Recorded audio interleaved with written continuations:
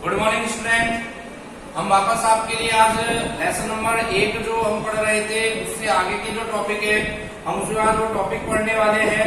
अब तक हमने लेसन नंबर 1 में जो पढ़ा वो न्याय संबंधित विचारधारा के बारे में पढ़ा। न्याय क्या है इससे संबंधित आपको बताया गया है। न्याय एक विचारधारा है। न्याय एक विचारधारा के रूप में उपयोग में यहाँ पर लिया गया है और आपको बताया गया कि न्याय संबंधित जो विचारधारा है इसका जो प्रतिपादक था अर्थात जो जनक था वो इसका जनक था प्लेटो। और प्लेटो से संबंधित विचार जो है हम पूर्ण रूप से पढ़ चुके थे। प्लेटो ने कहा है कि कोई भी व्यक्ति अपने कार्यों को करते हुए दूसरे के कार्यों में कोई हस्तक्षेप ना करे, वही प्रक्रिया न्याय कहलाती है।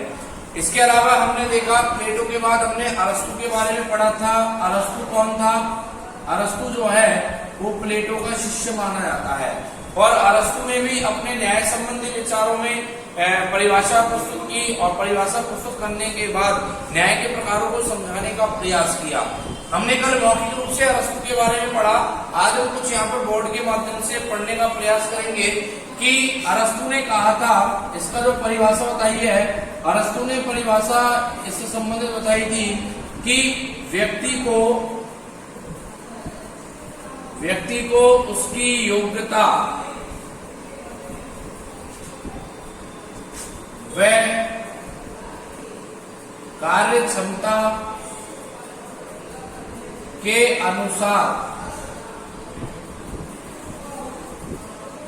कार्य सौंपना यही न्याय कहलाता है। अर्थात कोई भी व्यक्ति है तो उसकी कार्य क्षमता और योग्यता के अनुसार ही उसको कार्यों का विभाजन किया जाना चाहिए। उसको अगर कोई व्यक्ति शिक्षा प्रदान करने की योग्यता रखता है, टीचर की योग्यता रखता है तो उसको शिक्षा का क्षेत्र दिया जाना चाहिए। ऐसा नहीं कि उसको चिकित्सा का क्षेत्र दे दिया जाए। कोई व्यक्ति अगर एक डॉक्टरेट की उपाधि प्राप्त किए हुए है और चिकित्सा के क्षेत्र में जानकारी रखता है तो उसको चिकित्सा संबंधित क्षेत्रीय काम दिया जाना चाहिए। अर्थात जो व्यक्ति जो योग्यता रखता है उसे उस कार्य के उस योग्यता के अनुसार ही कार्यों का विभाजन किया जाना चाहिए। वही अरस्तु के अनुसार न्याय प्रक्रिया होगी। अब यहाँ पर अरस्तु के अनुसार न्याय को 2 भागों में बांटा गया है। कितने भागों में बांटा गया है? 2 भागों में बांटा गया है। इसमें पहला भाग आपको बताया था, पहला भाग है आपके वितरणात्मक न्याय और दूसरा भाग है यहाँ पर सुधारात्मक न्याय। वितरणात्मक न्याय क्या है? वितरणात्मक न्याय आपको बताया गया। वितरणात्मक न्याय का अर्थ जो भी आपको बताया गया वही इस प्रकार का अर्थ होता है कि हम अपने कार्यों का विभाजन उसके अपने योग्यता के अनुसार करें। जो व्यक्ति इस क्षेत्र में योग्य है, जिस क्षेत्र में परिपक्व है, उसी क्षेत्र की जिम्मेदारी उस व्यक्ति को दी जानी चाहिए। यही वितरणात्मक न्याय है। इसके बाद आता है सुधारात्मक न्याय। तो सुधारात्मक न्याय में आपको बताया गया था सुधारात्मक न्याय वह प्रक्रिया है जिसके अंतर्गत व्यक्ति को, नागरिकों को जो स्वतंत्रता और अधिकार दिए गए हैं उन स्वतंत्रता और अधिकारों की रक्षा करना ही सुधारात्मक न्याय है। अर्थात मान लीजिए आज भारत में हमें संविधान के द्वारा 7 मौलिक अधिकार दिए गए थे। पहले कितने मौलिक अधिकार थे? 7, लेकिन अब रह गए 6। तो सरकार ये संविधान में और कोई अधिकार स्वतंत्रता दे या ना दे, लेकिन ये जो 6 अधिकार वर्तमान में हमारे बने हुए हैं इन अधिकारों की हमारी रक्षा निरंतर रूप से होती रहनी चाहिए। और जब इन अधिकारों स्वतंत्रताओं की रक्षा निरंतर रूप से होती रहेगी यही प्रक्रिया आपके सुधारात्मक न्याय के रूप में देखी जाएगी। तो ये अरस्तु के द्वारा प्रतिपादित की गई न्याय संबंधी विचारधारा थी। अब आपको एक बात बताई गई थी कि काल या समय अनुसार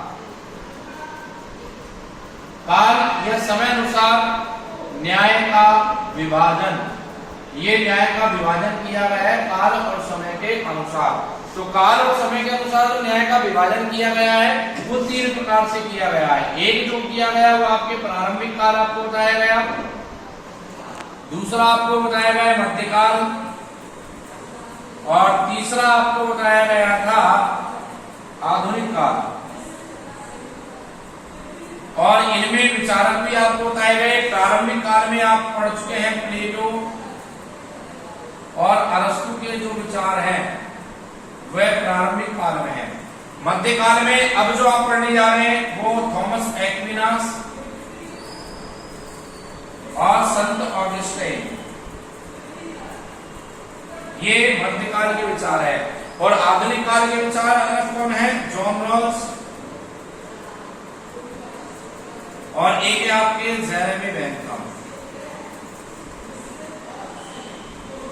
ये आपके आधुनिक काल के विचारक माने गए। तो इस प्रकार से ये तीन कालों में तीन समय अनुसार संपूर्ण न्याय व्यवस्था को विभाजित किया गया है। इसमें एक न्याय व्यवस्था पढ़ चुके हैं प्रारंभिक काल की, अब आपके प्रारंभ होगी मध्यकाल की, एक्विनास और ऑगस्टीन के द्वारा। तो एक्विनास और ऑगस्टीन के द्वारा न्याय संबंधी विचारधारा में कहा गया है कि प्रत्येक राज्य में या प्रत्येक राष्ट्र में न्याय व्यवस्था का होना अनिवार्य है। अगर किसी राष्ट्र में या राज्य में न्याय व्यवस्था नहीं है तो निश्चित रूप से वह चोर उचक्कों का राज्य कहलाएगा। और जहां पर न्याय व्यवस्था नहीं होगी वहां कोई भी व्यक्ति कानून के भय से कार्य नहीं कर पाएगा, अर्थात जो कानून है उसका निरंतर रूप से उल्लंघन होता रहेगा। इसलिए हमें ध्यान रखना चाहिए कि सरकार के तीन महत्वपूर्ण अंग है, और सरकार के तीन महत्वपूर्ण अंग कौन कौन से आपको बताए गए? सरकार के तीन महत्वपूर्ण अंग आपको बताए गए। एक तो है विधायिका, दूसरा आपको बताया गया कार्यपालिका, ये विधायिका जिसको हम व्यवस्था विकारी कहते हैं, और तीसरा है आपके न्यायपालिका। तो ये तीन महत्वपूर्ण अंग बताए गए, और इनके बारे में हम बाद में अध्ययन करेंगे, लेकिन वर्तमान समय में जो चर्चा चल रही है वो न्यायपालिका और न्याय संबंधित चर्चा चल रही है। अर्थात किसी भी राष्ट्र में विधायिका और कार्यपालिका के साथ साथ न्यायपालिका का होना भी बहुत जरूरी होता है। अगर न्यायपालिका नहीं है तो ऐसी स्थिति में कानून व्यवस्था बिल्कुल तहस नहस हो जाएगी, लोगों के अंदर कोई प्रकार का भय नहीं रहेगा, अपराध को जन्म मिलने लगेगा, अपराध दिन प्रतिदिन बढ़ना प्रारंभ हो जाएगा।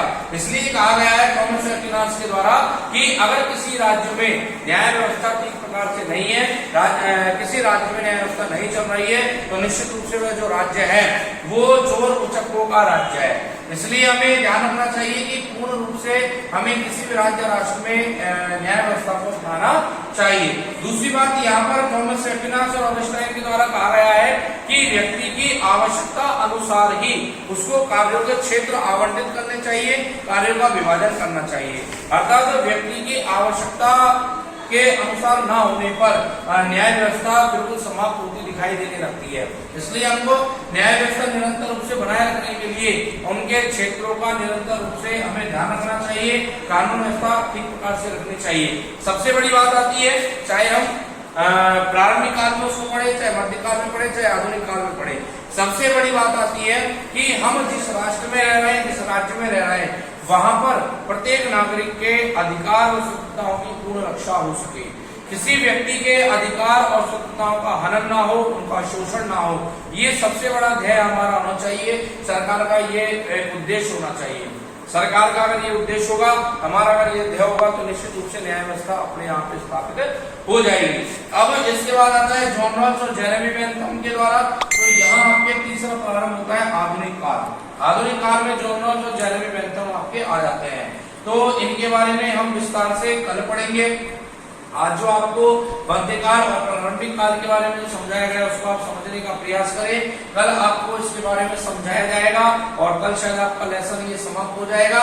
और कोई भी डाउट कंफ्यूजन अगर आपके माइंड में आता है इस लेसन संबंधित, इन टॉपिकों से संबंधित, तो आप उसको क्लास के माध्यम से क्लियर कर सकते हैं। और सबसे बड़ी बात यह कि विद्यालय जो आपको वर्तमान समय में संक्रमण काल में जो सुविधा उपलब्ध कर रहा है, जो टेक्नोलॉजी और गुणवत्ता के माध्यम से आपकी शिक्षा को निरंतर रूप से यथावत बनाए रखे हैं, तो उसका आप सदुपयोग करें। आपको प्रत्येक विषय विशेषज्ञों के द्वारा आपको पढ़ाई जा रही है। केवल अंतर इतना सा है कि आप क्लासरूम में नहीं है, बाकी वही चीजें जो आप क्लास में पढ़ते हैं वही आपको यहाँ पर पढ़ाई जा रही है। इसलिए आप पूर्ण गहनता के साथ और गंभीरता के साथ इन क्लासों का अध्ययन करें। और सबसे बड़ी बात जो आपको डेली हम कहते आ रहे हैं कि ये वर्तमान समय में जो संक्रमण काल फैला हुआ है, इसमें आप अपने आप को सुरक्षित रखें, घर परिवार के सदस्यों को सुरक्षित रखें और घर पर रहें, सुरक्षित रहें। और इसी प्रकार से हमारे साथ निरंतर रूप से बने रहें। और ये लेसन आपका कल समाप्त हो जाएगा।